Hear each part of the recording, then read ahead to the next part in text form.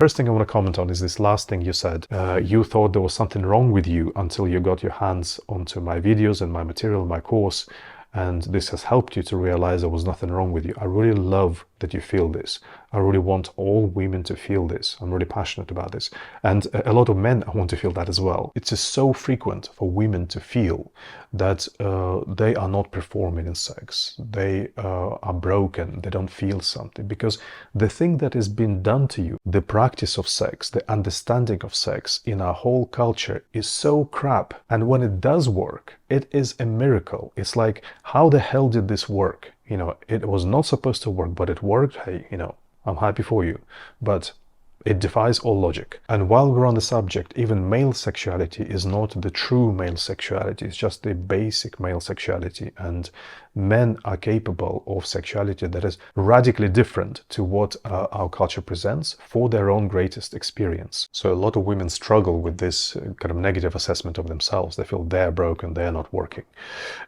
So the first assumption I want every woman always to make: don't make the assumption that something is wrong with you. First, make the assumption that something is wrong with the practice. You've been given a shit tool. You've been given a shit practice that is giving you a shit experience, because you are okay, you are well, you can totally respond to an experience that is right for you. I want you to make that assumption first, test it out.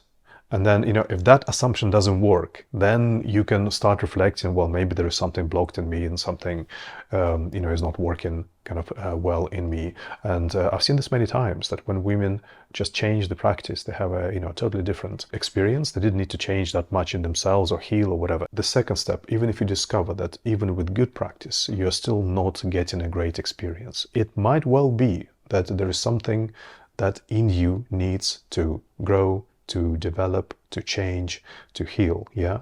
So there might well be some factors on your side that need, I don't want to say fixing, that need development and growth, like healing or whatever. Yeah. But it is still not something wrong with you.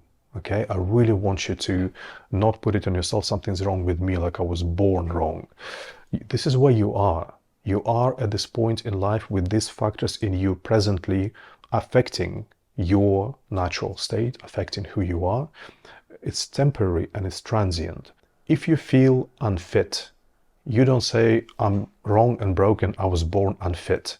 You go and do, you know, a couple of months of exercise and you become fit. If you feel that you've been affected by something and you need healing, then it's not an inherent state of brokenness in you. It is just something that is at this moment needs healing, and it can come into wellness and you can be yourself again. And then there is the third level to it, that we are all different. You are not supposed to fit some kind of a template. You're not supposed to all arrive to the particular set of performances in sex. We do have different bodies, and people always defaulted to bodies, but it's not just about the bodies. We have different personalities, we have different values, we are able to feel things differently, we have different parts of ourselves developed, which are all relevant and active in sexuality as well. It's not just about your body. So you've got to be who you are as well, and you've got to live your life without putting limitations on yourself, not letting other things limit you as well. People decide to have a good quality of life regardless of my health limitations, regardless of my financial limitations, regardless of where I am, what are my circumstances, what I can, what I can't do. So in sex also, you just accept who you are and you find the experience that is right for you and available for you. And everybody can have a fulfilling and nourishing and enriching experience in sex. But not if you follow some list from a woman's magazine that's telling you exactly what you should be, you know, experiencing in sex, usually written by some 21-year-old journalist, or if you listen to sex coaches online who clearly want to do the marketing on the pain points and monetize the pain points, because that's obviously, you know, very, very widespread. Very specific strategies to find your pain points, press on them. You have to be very careful with marketing as well. There's no really hard and fast rule here. It's just, you know, you really need to follow your normal common sense gut on these things as usual, but it's just a very important aspect for people to keep in mind.